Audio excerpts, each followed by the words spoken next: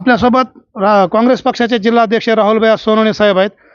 खरोखरच राहुलभाई तुमचं अभिनंदन करावं लागेल की यावेळेस तुम्ही युवा वर्गाला जास्तीत जास्त प्राधान्य दिलं आणि आता येणारी जिल्हा परिषद आहे, नगर परिषद आहे, पंचायत समिती आहेत, अनेक निवडणुकीचा सामना आपल्याला करावा लागते. जसं दादाला विचारल्याप्रमाणे दादाने सांगितल्याप्रमाणे की संधी मिळाली नाही काँग्रेसला. आता येणारा काळ कसा असेल आपल्या काँग्रेसच्या कार्यकर्त्यांसाठी? येणारा काळ हा अतिशय सुवर्ण काळ असेल. आपण बघितलं की आमचे नेते आदरणीय विरोधी पक्षनेते राहुलजी गांधी यांनी ह्या देशाचं विरोधी पक्षनेतेपद स्वीकारल्यापासून संबंध देशामध्ये काँग्रेसमध्ये एक चळवळ निर्माण करण्याचा प्रयत्न केला आहे.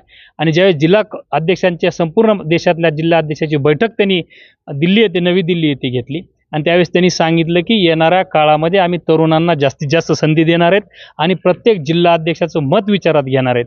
मग हे सगळं करत असताना आमच्या नेत्या खासदार हिमाचल प्रदेशच्या प्रभारी आदरणीय खासदार रजनीताई पाटील असतील, आमचे नेते आदरणीय माजी मंत्री अशोकरावजी पाटील साहेब असतील आणि आत्ताच नवनिर्वाचित आमचे युवक नेते आदरणीय आदित्यदादा पाटील असतील, यांच्या संकल्पनेतून आणि महाराष्ट्र प्रदेश काँग्रेसचे अध्यक्ष आदरणीय हर्षवर्धन सपकाळ साहेब हे सुद्धा अतिशय ग्राउंड लेवलवर काम करत असताना त्यांनी सुद्धा सांगितलं की आता सगळे तरुण बरोबर घ्या आणि आम्ही जुना आणि नवीन या सगळ्यांची जोड घालण्याचा प्रयत्न आम्ही सर्वांनी मिळून केलेला आहे आणि त्याचंच ही परिस्थिती आजच्या ह्या निवडी आहेत. आत्ताच्या ज्या निवडी आपण पार पडलेल्या पाहिल्या त्यात आदरणीय राहुल गांधीजी यांच्या संकल्पनेतनं जास्तीत जास्त युवकांना आपण संधी द्यायचा प्रयत्न केलेला आहे. त्याचसोबत जे ज्येष्ठ आहेत त्यांचा सुद्धा अनुभव कुठेतरी कामाला आला पाहिजे म्हणून एक सांगड आमच्या जिल्हा अध्यक्ष साहेबांनी घातलेली आहे आणि एक चांगली टीम त्यांनी तयार केलेली आहे, ज्याच्यात युवा सुद्धा कार्यकर्त्यांना संधी मिळाली आहे, ज्येष्ठांना सुद्धा संधी मिळाली आहे आणि निश्चितपणाने ह्याच्यामुळे बीड जिल्ह्यामध्ये काँग्रेसचा प्रचार होण्यासाठी मदतगार ठरेल असं मला वाटतं. भैया, ग्रामीण भागात, शहरी भागात आजही काँग्रेस सोबत मतदार आहे, परंतु काँग्रेसचा उमेदवार जनतेपर्यंत पोहोचला नाही किंवा काँग्रेसने उमेदवार दिला नाही म्हणून ही काँग्रेसला परिस्थिती आली असं वाटत नाही तुम्हाला?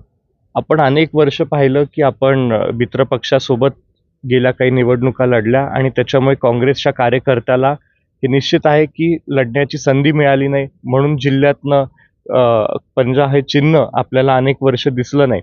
पण येणाऱ्या काळात हे आपल्याला बदलायचं आहे आणि सर्वच्या सर्व निवडणुका हे काँग्रेस स्वबळावर लढण्याचा आम्ही एक निर्धार केलेला आहे आणि त्या अनुषंगाने प्रत्येक कार्यकर्त्याला परत एकदा संधी मिळेल आणि परत एकदा आम्ही काँग्रेस या जिल्ह्यात बांधू एवढा आम्हाला ठाम विश्वास आहे. काँग्रेसच्या पाठिंब्यावर या ठिकाणी मित्रपक्ष मोठे झाले, परंतु काँग्रेस पक्ष पिछाडीवर राहिला.